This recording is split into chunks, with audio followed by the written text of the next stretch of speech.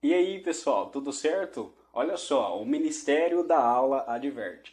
Isso aqui não é uma aula para dar detalhes dos conteúdos, tá? Eu vou passar aqui uma revisão de coisas básicas que você tem que saber deste assunto que é este vídeo, tá? Um direcionamento para quem não é meu aluno, tá? E está assistindo esse vídeo de algum lugar. O que eu faço aqui é pegar as habilidades específicas que você tem que saber sobre aquele assunto e eu vou dando direcionamentos, né, para você lembrar se você sabe ou não sabe. Então, assim, é muito mais uma aula de direcionamento de habilidades sobre o assunto do que de fato uma aula falando do conteúdo. Então, claro, vou falar do conteúdo, mas é muito mais sobre as habilidades que você tem que ter com relação a este conteúdo. Beleza? Ah, outra coisa também, eu dou aula para alunos de ensino Fundamental 2, né? Na verdade, Fundamental Anos Finais, que mudou o nome agora, né? Fundamental Anos Finais e Ensino Médio. Então não é, tá, um nível acadêmico de discussão que eu estou querendo trazer aqui, tá bom? Agora, sem mais delongas, bora pro vídeo. Até já!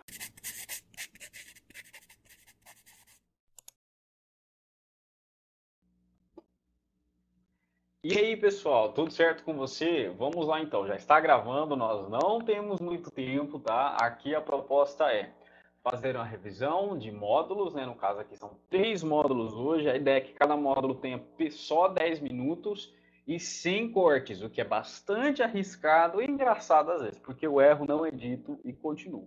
Vamos lá, a gente está falando aqui módulo 5, oitavo ano, quem é meu estudante vai acompanhar pela apostila, quem não é meu estudante vai fazer o quê?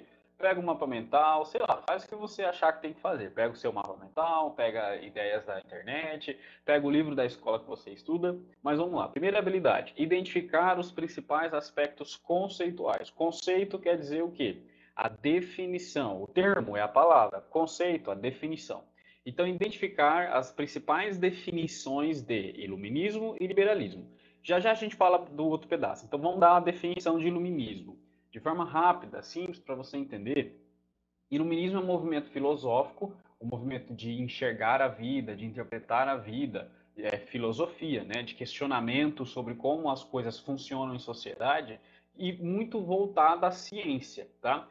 Você tem ali esse boom, esse crescimento, ele vem depois da Idade Moderna, certo? É o final, quase finalzinho da Idade Moderna, porque são os acontecimentos do Iluminismo, com o maior exemplo a Revolução Francesa, que dá abertura para a Idade Contemporânea. Ou seja, você já tem que pensar que passou aí início da Idade Moderna, formação do Estado Nacional, mercantilismo, renascença, reforma protestante, contra-reforma, e a Idade Moderna teve todo esse conflito entre se desprender totalmente da mentalidade religiosa da Idade Média e entrar numa mentalidade mais científica da Idade Moderna. E o auge dessa mentalidade científica seria um movimento iluminista partindo para a idade contemporânea. Fechou?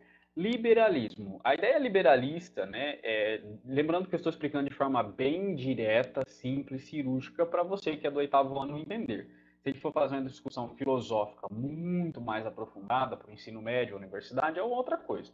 Mas só para você entender, você tem que pensar que na Idade Moderna você tem uma grande intervenção do rei, né, absolutista. A economia é mercantilista, que é o iníciozinho ali, a semente do que vem a ser depois o capitalismo, porque tem mercado, acúmulo de metal precioso, a riqueza e tudo mais, mas o absolutismo é altamente interventor na economia. E aí, durante a Idade Média, você tem, desculpa, durante a Idade Moderna, você tem a burguesia aliada com o rei, enriquecendo nesse processo de colonização, de monopólio. Mas a burguesia que é oriunda, que vem, né, tem origem do terceiro estado, a burguesia tem poder econômico, dinheiro, mas não tem poder político, de governo, porque ali quem comanda é o rei. Então, o liberalismo, ele tem ali uma ideia política e a ideia econômica. A ideia política é de dar mais força política para a burguesia, que não tinha essa força política, que é o que você vai caminhar, né? Se você está no oitavo ano, você vai ver ainda esse ano, para a ideia de república, que é a inexistência de um poder absolutista monárquico. E na questão econômica, é a diminuição ou até mesmo a extinção da intervenção, né, do Estado. Eu falo diminuição, gente, porque a gente está falando do início, tá? Depois que vai consolidar essa ideia de Estado não intervir na economia. Tudo bem? Então, iluminismo é um movimento científico de questionamento da vida, de desprendimento da vida religiosa, e o liberalismo, a ideia de que o rei não tem que intervir tanto assim na economia, porque impede o crescimento econômico da burguesia, e também, no sentido político, acaba impedindo que a burguesia consiga poderes que ela não tem ainda, que é o poder político, tá bem? Dois, aí fala, né? A relação entre essa organização para o mundo contemporâneo. É o que vai virar contemporaneidade, depois da Revolução Francesa. Aí vem o que normalmente os estudantes mais gostam, né? É a Primeira Guerra, a Segunda Guerra, tará, tará. É um processo que você vai ver a consolidação da República como modelo político e a consolidação do capitalismo como modelo econômico. Isso aí é a idade contemporânea depois do Iluminismo. Interpretar as diferentes formas de ocupação e colonização das 13 colônias. Nesse pedaço aqui, você já tem o desprendimento da Europa e a gente vai para a América. Mas não dá para desconectar totalmente, por quê? Porque as mesmas ideias iluministas que você tem um crescimento lá na Europa, elas estão crescendo na América. E aí, no caso da nossa apostila, pode ser que estudantes de outras escolas não tenham feito dessa forma, mas a nossa apostila, para falar da ideia iluminista na América, especificamente nos Estados Unidos, ela volta a falar de uma coisa que não falou antes, que era o quê? A colonização dos Estados Unidos. Então, você já viu pela apostila a colonização da América do Sul, a colonização da América Central, no caso, o Brasil e os países da América Central, mas você não tinha visto ainda a colonização da América do Norte, dos Estados Unidos. Então, entender que os Estados Unidos foi colonizado pela Inglaterra, tá? E aí já vou partindo para o conteúdo de colonização dos Estados Unidos. Interpretar as diferentes formas de ocupação, de forma resumida, o norte é onde vai se concentrar ali as colônias de povoamento, e no sul as colônias de exploração. A de povoamento tem uma característica bem semelhante da Europa, que é o clima, né, um clima mais frio, que é bem semelhante ao da Europa, e no sul você tem um clima mais quente, mais próximo ao tropical, que é bem semelhante ao Brasil, né? Não exatamente como o Brasil, tá? Mas é mais quente, fica mais fácil você fazer a produção de gêneros mais tropicais. Então, você vai ter as colônias do norte com um processo de colonização bem ligado a uma coisa europeia, de estruturação como se fosse a Inglaterra, e você tem o sul, uma estruturação bem colonial mesmo, de exploração como foi o Brasil, ou seja, plantation. Mão de obra escravizada, grande propriedade latifundiária, né, monocultura, de exportação. Enquanto o norte você tem um processo de sedimentação ali, de consolidação de pessoas que vêm para ficar, você tem uma abertura maior para a mão de obra livre e tem a cabeça um pouquinho mais enveredada, ou seja, muito mais inserida no processo de abolição da escravidão e consolidação de uma economia liberal, de uma economia industrial, ok? Então esse processo aconteceu dessa forma, essas diferenças, tudo bem? E aí você tem que entender o comércio triangular também, como quando você fala de colonização da América, especificamente da América do Norte. Lembrar que o comércio triangular, eu não sei se a câmera vai mudar o sentido, deixa eu ver aqui, vou fazer assim, ó. Então o comércio triangular você tem aqui, por exemplo, você tem Europa, aí vem aqui a África, aí vem aqui América e aqui Europa. Então é sempre neste sentido. Vamos lá explicar o sentido então. Então, na Europa, você tem onde tem o dinheiro, onde tem o lucro, aí pega esse lucro desse produto, né, que está sendo feito, e você vai partir para a África. Na África, com esse dinheiro, com esse produto, você adquire mais escravizado, e aí você pega esse escravizado, traz para a América, certo? E na América você vai fazer com que esse produto, esse escravizado vire mão de obra, consiga pegar essa matéria-prima para mandar de volta para o processo inicial para começar de novo. Isso no caso que eu estou falando, o Brasil, por exemplo. No caso da América do Norte, você tem também as colônias do Norte fazendo o processo industrial também. Então você vai ter o comércio triangular também dessa forma: América do Norte, África, América. Beleza? Ficou claro para você? Tranquilo. Beleza, agora vamos para a próxima. Deixa eu achar aqui. Próxima. Módulo 5 tem bastante coisa. Aplicar os conceitos de Estado, nação, território, governo e país para entendimento de conflitos e tensões. Eu não vou conseguir esvaziar esse conteúdo aqui agora, até mesmo porque, se você está assistindo isso por conta da minha prova, não é uma coisa que eu coloquei na prova agora. Porque a gente já viu isso, a gente já consolidou isso lá no sétimo ano, quando a gente falou de formação dos estados nacionais, que a gente viu a ideia de a diferença entre estado, nação e como que isso se relaciona a território e governo. Tá? Então não vou ficar enfatizando muito isso. Se você quiser, procura aqui em algum lugar no YouTube as revisões do sétimo ano que você vai encontrar essa explicação. Vamos para o próximo. Identificar e contextualizar as especificidades, as coisas específicas dos diversos processos de independência nas Américas, seus aspectos populacionais e territoriais. Tem essa habilidade, mas por enquanto a gente só viu no módulo 5 a independência dos Estados Unidos, tá? Entender o processo de independência dos Estados Unidos. E aí vem todas as habilidades aí embaixo que são relacionadas a isso. Você tem que entender que os Estados Unidos era colônia da Inglaterra, a Inglaterra, por conta da Guerra dos Sete Anos, começa a intensificar a cobrança de impostos e aumentar a intervenção da monarquia inglesa sobre a vida dos americanos, né, dos colonizadores aqui na América, e isso provoca descontentamentos. Então vamos para a habilidade, relacionar as leis intoleráveis e a festa do chá ao processo de independência. E dentre as várias imposições que a Inglaterra colocou sobre a América nesse processo, qual o processo? Lembra aí, Guerra dos Sete Anos, economia da Inglaterra fragilizada, ela quer reviver essa economia, correr atrás desse dinheiro perdido na guerra, aumentando os impostos da América. Então, esses impostos, né, acontecem na América e você tem, então, a intolerância dos americanos com relação a essa postura da Inglaterra. Então você tem aquela série de leis que você vai ver aí na sua apostila. Se você não está com a apostila, é só colocar no Google, aqui no YouTube ou no chat GPT que você vai ver a sequência das leis, né? É porque não tem um tempo aqui. Então você tem a lei do chá, a lei do selo, do aquartelamento, aquele monte de leis, tá? Os americanos ficam descontentes com isso, então eles querem o processo de independência. Na realidade, até chegar no processo de independência, vem primeiro as exigências que são. É, a Inglaterra decide de tudo que a nossa vida aqui segue na América, então eles querem mais representação no parlamento inglês. Então você tem o Congresso da Filadélfia, em que você tem uma primeira tentativa de queremos participar mais da tomada de decisões.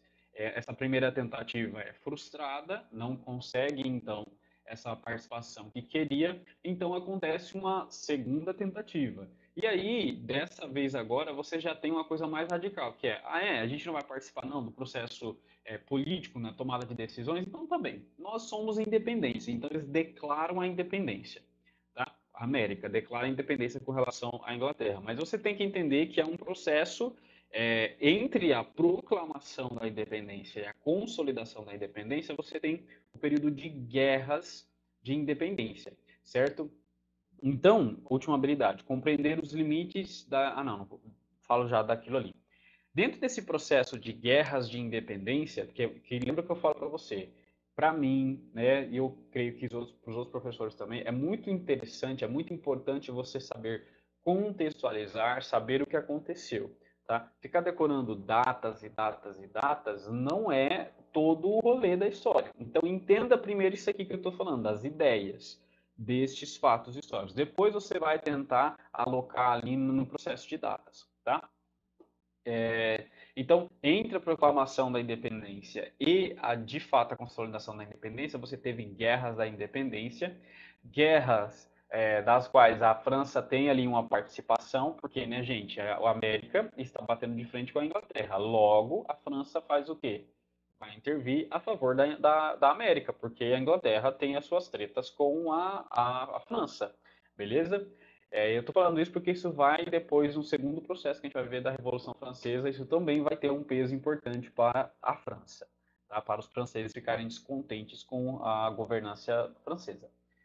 O último ponto já tem uma questão social para a gente analisar, que é compreender os limites à ideia de liberdade da Declaração da Independência. O que eu quero que você entenda? Embora a gente tenha a Revolução Francesa como o marco do iluminismo, né, o auge do iluminismo, a gente tem que entender que a independência dos Estados Unidos vem antes. Então, teoricamente, é um acontecimento iluminista, com ideias liberais, antes da Revolução Francesa. Mas a gente tem que entender que, para consolidar todo esse processo de liberdade que nós vamos analisando ao longo da idade contemporânea, teve um começo, que foi aí. Mas essa liberdade toda não era de fato tão liberdade quanto a gente pensa. A sua própria apostila trouxe aquela atividade para a gente fazer, que eu convido você que está assistindo aí, caso você nunca fez isso, você que é meu aluno já sabe o que eu vou falar. Se você que não é, coloca na internet assim, por exemplo, galã de filme, galã de novela, ou coloca mulher bonita, vai aparecer muito o quê? Pessoas brancas, né? Então, para você, a apostila trouxe essa atividade, a atividade da própria apostila, para entender que a idade contemporânea prevê liberdades, mas essa liberdade, essa igualdade, essa fraternidade toda não estendia para toda a sociedade, para toda a humanidade. Então, a gente vai ver no processo da idade contemporânea, agora no oitavo e nono, que o processo de inserção do negro, do indígena, da figura feminina, todas essas parcelas sociais, elas a ideia que nós temos hoje de luta por direitos dessas pessoas vem de muito tempo. Então, desde o início da Idade Contemporânea, desde a história inteira, né? Você tem a exclusão desses grupos, mas é na história contemporânea que você tem essa sociedade que entende que os iluministas estão lutando por liberdade e fala, e nós? E aí começam os movimentos de luta por liberdade, igualdade e fraternidade para estes que também são excluídos. Beleza? Vamos lá para a próxima, então. Olha só, esse deu 15 minutos. Então, os outros eu terei que fazer de forma mais curta. Módulo 6. Identificar e relacionar o processo de Revolução Francesa e seus desdobramentos na Europa e no mundo. Bom, a Revolução Francesa é o exemplo mundial de derrubada do absolutismo. Então, isso é um exemplo para o resto do mundo, porque a partir daí o processo de derrubada das monarquias começa a ficar mais notório. Você tem ali o final do século XVIII, o século XIX, então, meu filho, é só daí para lá. No caso do Brasil, por exemplo, teve o processo de independência que ainda manteve uma monarquia, mas os outros países da América Latina, por exemplo, faz a independência da Europa, né, com relação à Europa, e aí já coloca uma república. Então, o que eu quero que você entenda, a apostila quer que você entenda que após a Revolução Francesa, o desdobramento para a Europa e para o mundo é o desmonte do absolutismo, é o desmonte da super intervenção dos reis, né, da política e assim por diante. Identificar os principais aspectos conceituais do iluminismo. Isso aí já falamos antes, já apareceu de novo, a habilidade que trouxe do 5. Compreender a sociedade estamental e absolutista francesa. O que a apostila quer que você entenda? Que a ideia iluminista, que não é segredo para ninguém, ela é de origem burguesa, ela vem da burguesia. As pessoas que têm acesso a estudo, têm acesso a rodas de discussões filosóficas. Então, as ideias iluministas de liberalismo, até por conta do descontentamento com relação ao absolutismo e ao teor politicamente ao absolutismo, culturalmente à intervenção muito massiva do cristianismo, né? Na verdade, da ideia teológica de poder divino. Isso é um questionamento que vem da própria burguesia, mas você não pode esquecer, como a apostila fala, lembrar da sociedade estamental. A burguesia ainda é terceiro estado. Ela faz parte do estado em que está o resto. Como assim o resto, professor, entre aspas? Você pensa, em poder político você tem o rei ali junto com a nobreza. O poder cultural você tem o clero, né, com todo o seu aparato religioso. A burguesia tem um poder econômico, mas ela está lá no terceiro estado, que é tido como não tem poder nenhum, entendeu? Então ela só tem poder econômico, como eu já falei antes, mas ela não tem poder de decisão. Porque, como você viu comigo, no processo de votação, especificamente na França, cada estado compunha um voto. Então você tem o primeiro e segundo estado, o clero e a nobreza, tendo 2 votos, e a burguesia que estava lá no terceiro estado, com esse um voto só, sempre perdia na votação, ok? Então é compreender esse processo, que dentro de uma França absolutista, a burguesia estava em desvantagem. Não só na França, né, mas é que aqui a gente está falando da Revolução Francesa.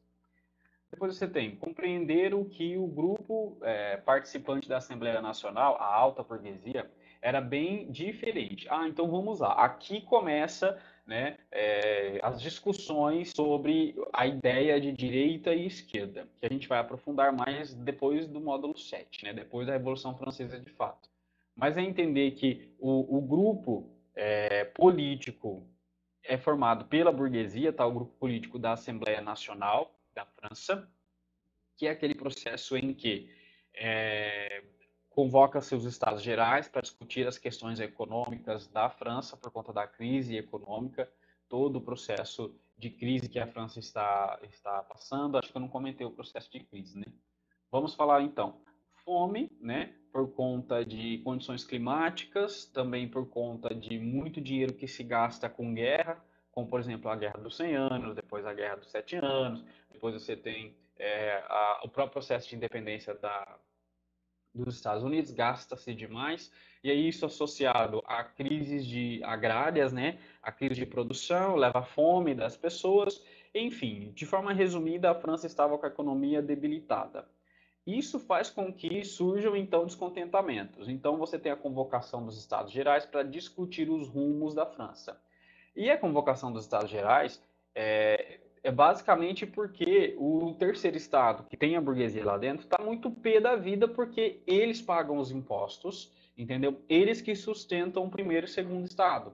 Então, o primeiro e segundo Estado é sustentado pelo terceiro Estado, e o terceiro Estado, que tem a burguesia ali dentro, está pé da vida. Então, convoca-se os Estados Gerais. Mas dentro dos Estados Gerais, a burguesia no terceiro Estado tinha um voto só. E a nobreza e o clero compunham um voto cada, tinha dois votos juntos ali, então sempre perdiam. Então fiz esse rolê todo, volta. Volta para falar o quê? No processo dessa Assembleia Nacional, né, para fazer essas mudanças, essa nova Constituição, quando o rei ele fala, não, a gente não vai aceitar essa ideia que o terceiro Estado quer, que eles votem unitariamente, vai continuar votando por Estado. Então, o terceiro Estado, a burguesia, se junta e fala assim, ah, então a gente vai fazer sozinho esse negócio, a gente vai fazer sozinho essa Constituição.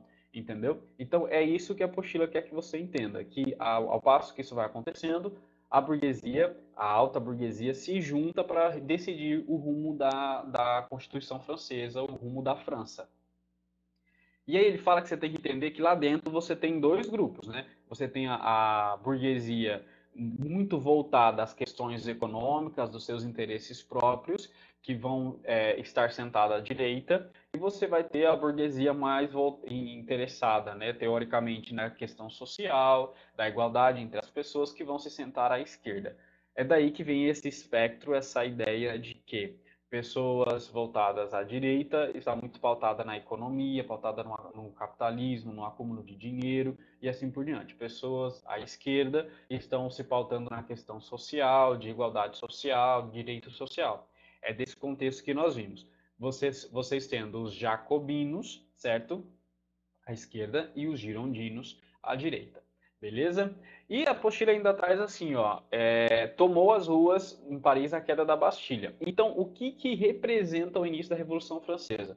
O processo, vamos dizer assim, o processo mais burocrático, mais político da Assembleia Nacional, que a burguesia se junta, né, e fala assim, vamos fazer sozinho esse negócio, é o processo político. Mas você também tem o processo fora, né, da política, que é nas ruas, que o povo já está entendendo esse processo que está acontecendo e provoca a queda da Bastilha, né? Você já sabe o que é a Bastilha, né? A tomada da Bastilha, tem vários memes sobre a tomada da Bastilha. Então, ao passo que está acontecendo esse processo político na Assembleia Nacional Constituinte, você tem também o levante social, o levante popular nas ruas com a queda da Bastilha, entendeu?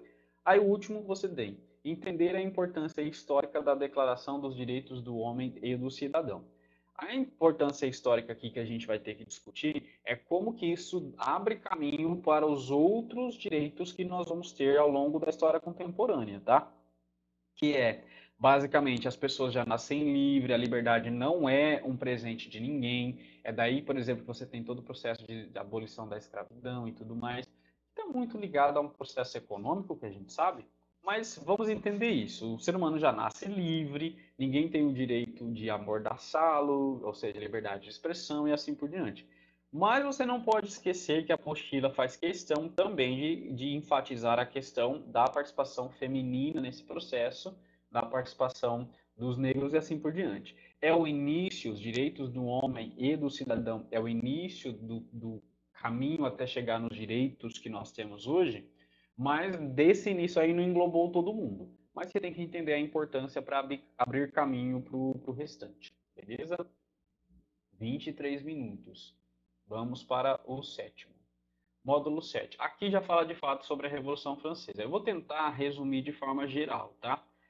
Não vai ter especificamente detalhes, porque, gente, quem estudou história na sala de aula comigo e com seu professor, ou estudou por curiosidade, leu o texto, gente, a Revolução Francesa é um processo com muitos detalhes, com muitos desmembramentos, que se a gente for debruçar o nosso tempo aqui, né, debruçar as nossas forças para fazer a explicação da Revolução Francesa, a gente fica aqui pelo menos uma semana discutindo a Revolução Francesa.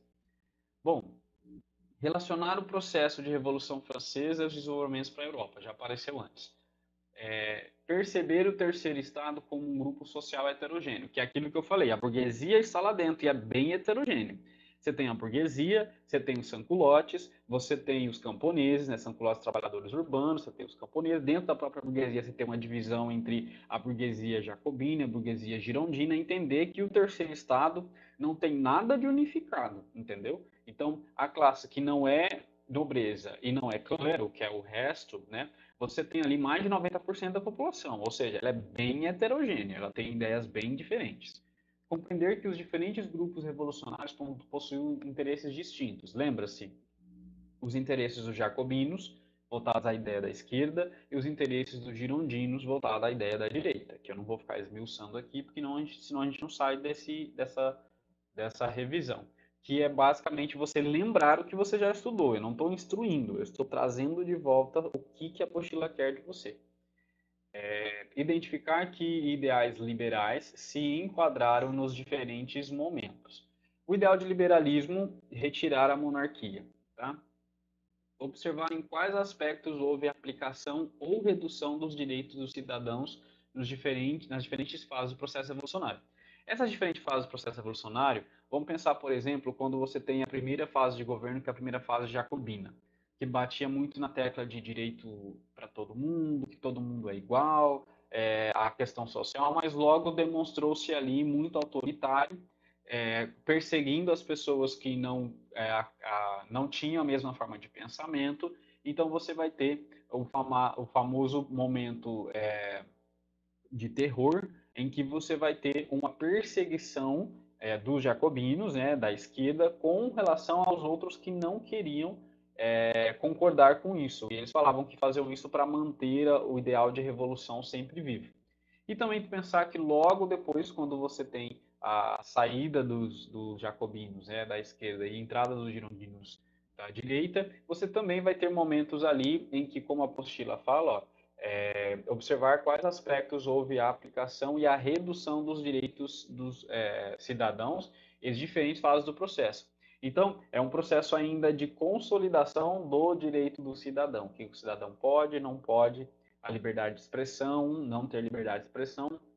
Em momentos específicos, nas duas fases, nós tivemos ali momentos em que essa liberdade de expressão não foi tão garantida, de que todo mundo ter acesso à votação também não foi garantida, como, por exemplo, o voto universal. Lembra-se, o voto era universal, é para todos, mas ele era censitário, ou seja, ele é para todos, mas você tem que ter uma quantia específica em riqueza, em poder aquisitivo, para poder votar. Então, é entender que essas lógicas elas não são tão assim generalista como a gente pensa. Como assim generalista? Voto universal. Uhul, que legal, todo mundo votava. Não, não era bem assim. A liberdade de expressão. Uhul, agora eu posso falar o que eu quero do jeito que eu quero. Também não foi bem assim, tá? E esbarrei no microfone. Vamos lá. O próximo. Analisar o processo revolucionário francês à luz. Os estudantes ficam loucos quando aparece na prova, por exemplo. À luz da Revolução Francesa. À luz quer dizer o quê? Tendo a ideia, tá? Tendo como base. Então, analisar o processo revolucionário francês tendo como base os conceitos de cidadania e de pátria, aliado aos conceitos de crescimento do exército e ao engajamento franceses em guerras. Então, é muito mais uma questão nacionalista francesa que eu não falo agora, não enfatizo agora, porque eu volto depois, ainda na Idade Contemporânea, mas eu volto depois lá no processo de Primeira Guerra Mundial, no processo de nacionalismo. Para eu voltar a falar disso aqui, né, com relação à França, sobre cidadania, pátria e exército, a gente vai ter que passar ainda a Revolução Francesa, falar do seu Napoleão, para então a gente falar desse processo já encaminhando para o imperialismo. Então essa última habilidade eu não vou enfatizar tanto agora. Beleza? Você percebeu que eu não fiquei falando sobre especificamente as fases da revolução, os nomes da revolução, porque aqui a gente está falando de habilidades e não de conteúdos. O que isso quer dizer? Eu comento os conteúdos, mas é o que a apostila, o que as leis educacionais, o que nós professores esperamos que você entenda enquanto habilidade quando você estuda este conteúdo. Então, você pegou essa vibe, é por isso que eu falo que esses vídeos são diferenciados. Eu não venho dar vídeo aulas. Eu venho instruir uma coisa que muitas vezes você não sabe. Que é, eu estou estudando isso aqui. Mas para que eu estou estudando isso aqui? Qual é a finalidade de estudar isso aqui? É porque a gente espera que você tenha habilidades. Porque na vida contemporânea, hoje, por exemplo, como é que você vai querer discutir liberalismo, esquerda, direita, sem entender o processo iluminista? Sem entender o processo de Revolução Francesa? Então, para de ficar decorando nomes e datas e vai se ligar muito mais nas ideias, nos conceitos, nas contextualizações, nas ligações que você tem que fazer, porque a história é isso. E se você está estudando, novamente, acho que eu já falei isso em outro vídeo, se você está estudando com alguém que é mais velho que você, até eu que tenho só 30 anos, estamos em 2023, eu tenho só 30 anos, então eu sou professor de história já nessa nova forma de ensinar história, mas eu aprendi daquele jeito lá que possivelmente seu pai aprendeu, sua mãe aprendeu, e que pode ser que ele esteja falando para você estudar assim, decorar nome, data. Não, o rolê está errado, tá? Você tem que entender. Por exemplo, do que adianta eu saber processo eleitoral? Eu sei o nome do candidato A, eu sei o nome do candidato B. Eu sei quando ele nasceu, eu sei quando eu estou decorando nome e data, mas eu não sei o seu projeto político, o seu projeto econômico, o seu projeto social. Então não adianta nada você decorar nomes e datas se você não sabe contextualizar o PEC. Lembra? Política, economia e cultura. Tá bem? Até mais. Tchau.